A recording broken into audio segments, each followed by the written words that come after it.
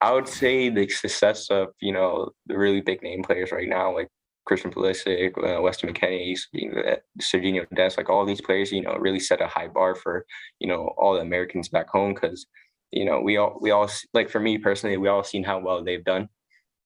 And, Pulisic is only, I would say, 3.5, 4 hours away from my house. And I was thinking, I was like, if this guy from, Pennsylvania can do it, why can't I?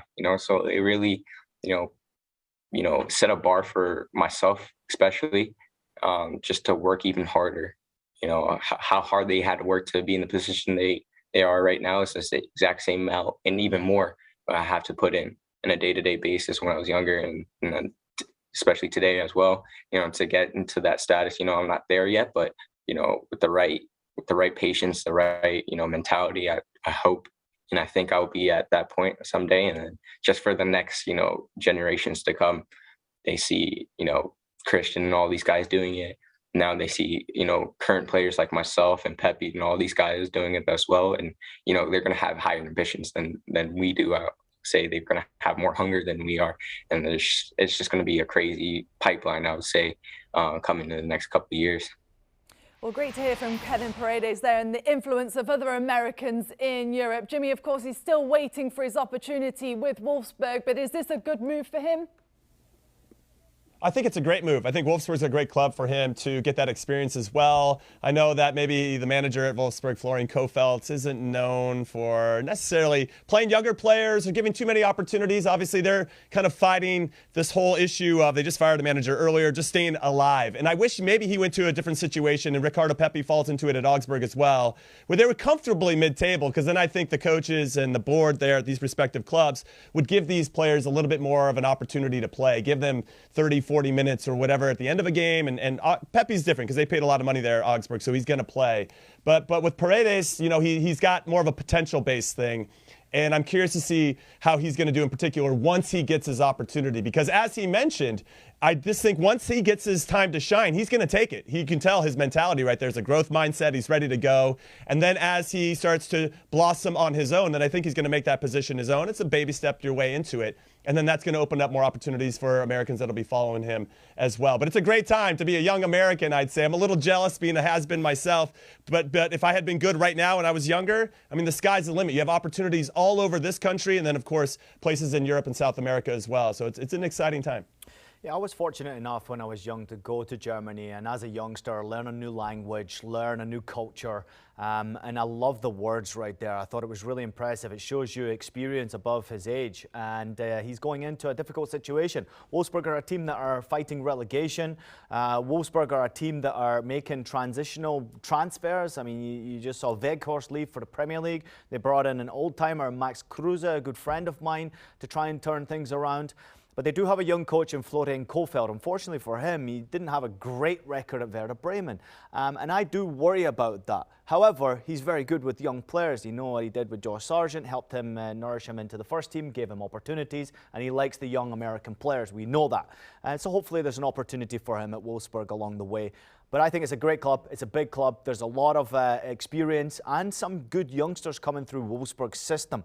They're not shy of playing the youngsters. If they're good enough, they'll play. Yeah, absolutely. So that's in the Bundesliga. But elsewhere in La Liga, I mean, Serginho Dest has been very good, hasn't he, for Barcelona as of late, Lucho? He really seems to be thriving under Xavi.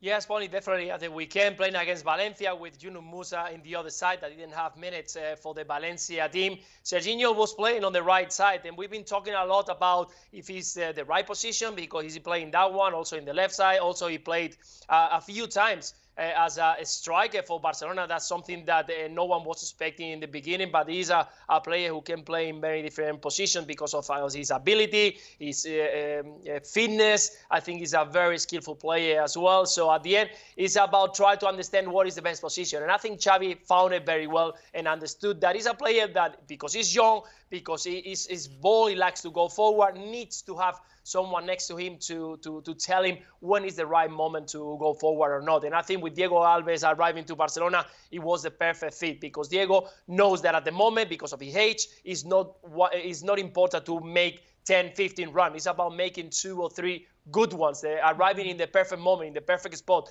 And I think that that's what Serginho Dest did at the weekend, holding very well Brian Hill on loan to Valencia from Tottenham. It was very difficult to hold it, but he did it and managed very well. And he also had him going forward in 2 or 3 occasions, important ones, arriving inside the box and making a few good crosses. So I think it's fantastic and key that Xavi continue talking to him, telling him what he wants for him, and Serginho absorbing every single situation because he's surrounded by the amazing players with so much talent, and I'm sure that he's going to become and perform a lot better in the coming years. Yeah, absolutely, Lucho, and good to see him on good form as well, with a massive international window just around the corner. Elsewhere, Jimmy, let's talk about Cole Bassett, because he made his debut for Feyenoord at the weekend, of course, on loan from Colorado Rapids.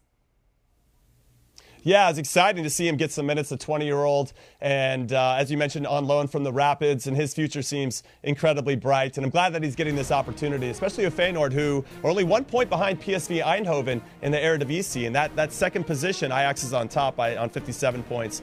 PSV is on 52, and Feyenoord's on 51, so it's not outside of the realm of possibility. For them to maybe catch Ajax, though, Ajax are really, really good, so I don't see that happening, but maybe getting into that Champions League playoff spot when you get second in the Eredivisie. So for him to be a part of that, and as Ian mentioned about Kevin Paredes as well, going to a different country, going to a different culture, learning a new language, trying to fit in. How do you fit in? How do you seamlessly get into a team and make a difference? And Lucho obviously has got the most experience there and doing really, really well with that. But that is a challenge, and I think that we're getting We're getting challenged in a way where these players can see what they're about in a way that maybe they weren't when they were at MLS, where they were the stars, or maybe they were stars their whole youth career, and now they're getting punched in the face a little bit. And now how do they respond to a little bit of adversity as he tries to get his minutes? So this is a great opportunity for Cole Bassett. Hopefully those 3 minutes that he got this past weekend turn into 10, then 15, then 20, and then hopefully he'll be a regular starter. But that's a pretty good Feyenoord team he's trying to break into.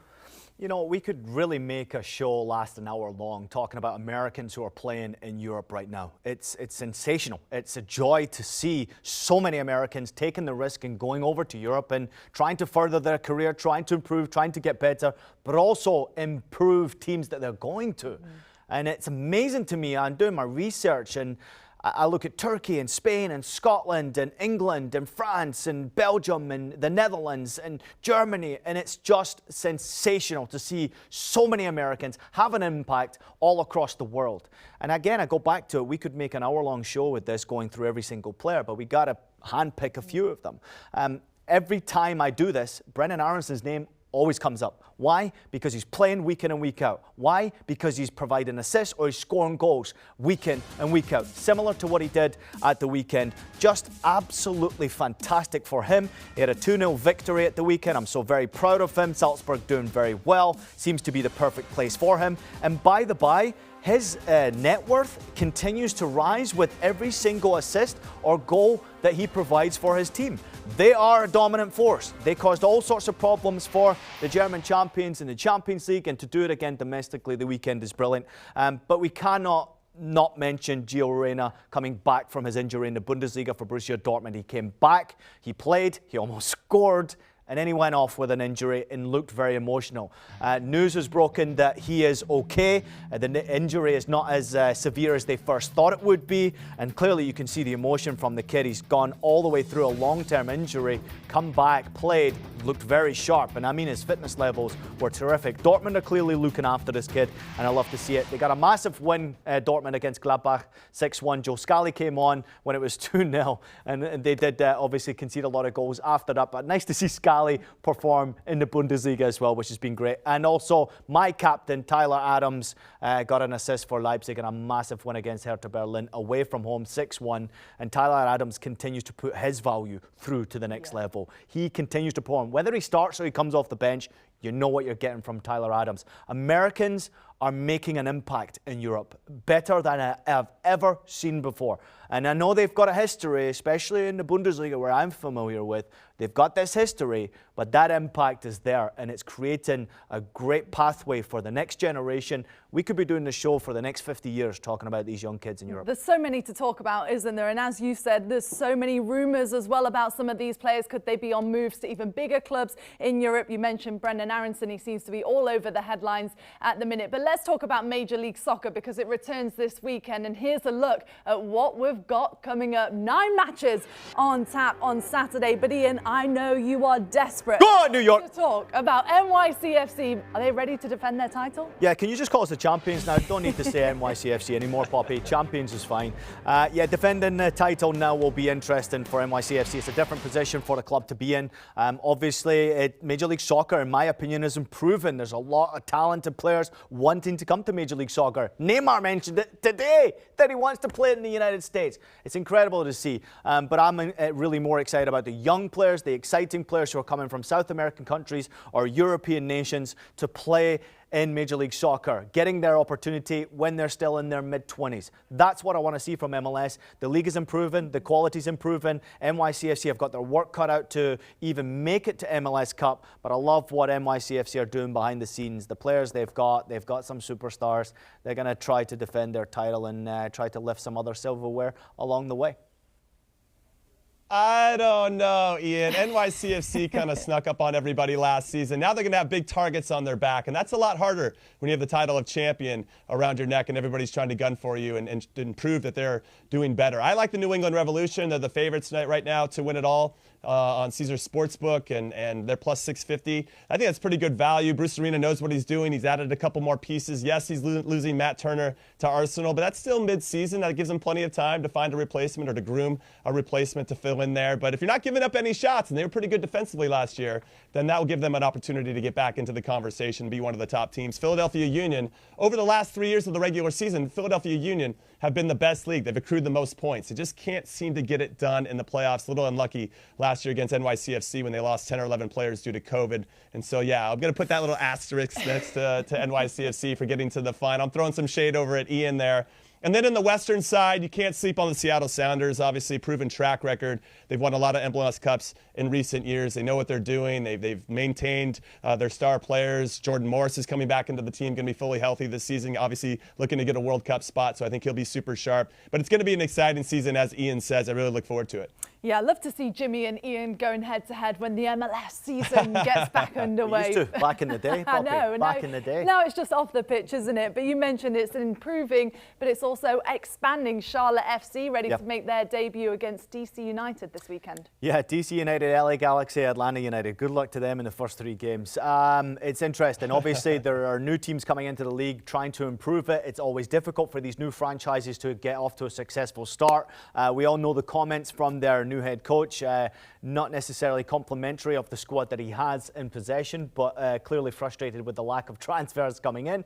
But, I mean, it's a new franchise. You have no idea how good they're going to be. Trying to get chemistry together to compete as a first-time franchise, as a first-time as a team, as a group, as a unit in Major League Soccer is very, very difficult to do. Over history, it's proven to be very difficult, and it's not getting any easier because the rest of Major League Soccer continues to take this giant leap forward. And it's fun to watch. And you can see the odds there of who's going to win MLS Cup, and Jimmy throwing shade at me. But Jimmy has no idea who's going to win it. I have no idea who's going to win it. I just know that, you know, pretty soon I'm going to roll up into the show with my ring on. That's it. That's all I know. Get ready for that, Jimmy. Okay, here we go. Well, I want a ring as a player, so I guess I can roll up with that as well, just to at least balance this out. But I just want to say, with regard to Charlotte, obviously a very exciting market for MLS to get into. I think that their fan support is going to be immense. I just wonder about the product on the field, and hopefully they don't lose too many casual fans, because it is tough to go into anything new, and to try to create an identity and a culture right away is going to be difficult. I think there are some teams that have done a pretty good job of that, and I'll give a hat tip to Nashville. Under Gary Smith, they've looked very, very good. They've made some really smart signings. I think getting Walker Zimmerman out of LAFC was a stroke of genius. He's been the 2-time MLS Defender of the Year since then, and now he's going on to be our captain for the U.S. men's national team.